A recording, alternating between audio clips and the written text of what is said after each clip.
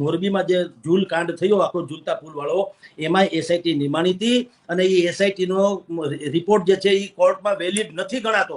એટલે એસઆઈટી નેરુ ડિંડક છે, સરકારી છે એવું જે તે સમયે અમારે ત્યાં મેં કીધું બલરામભાઈ કારિયાએ આ આખો રિપોર્ટ આખા પાનાનો ભરીને છાપ્યો હતો.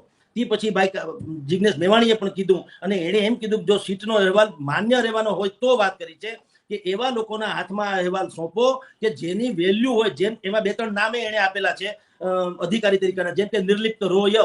અત્યારે આખા ગુજરાતમાં સૌથી શ્રેષ્ઠ કામ પોલીસ તંત્રમાં જેનું હોય તો એ છે નિર્લિપ્ત રોયનું.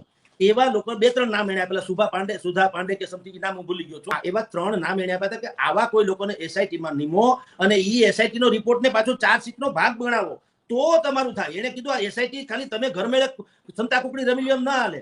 તમારે એસઆઈટી નો રિપોર્ટ છે એ પોલીસની ચાર્જશીટનો ભાગ બનાવો, એના આધારે અદાલતે નિર્ણય કરવો ઘટે એમ કરાવો. કારણ કે કહેવાય તો એવું છે કે પોલીસ તપાસ કરતા એસઆઈટીની નિમણૂક, એસઆઈટીનો રિપોર્ટ બહુ જ સજ્જડ ને સત્ય હોય છે. તો એને કોર્ટમાં રજૂ કરો. આ કરો છો કોના હાટું? આ તો છત્રી ઓઢીને પછી નીકળવાની વાત છે. હું ન પરડું, વરસાદમાં માણી લઉં. એસઆઈટી એવું છે, બીજું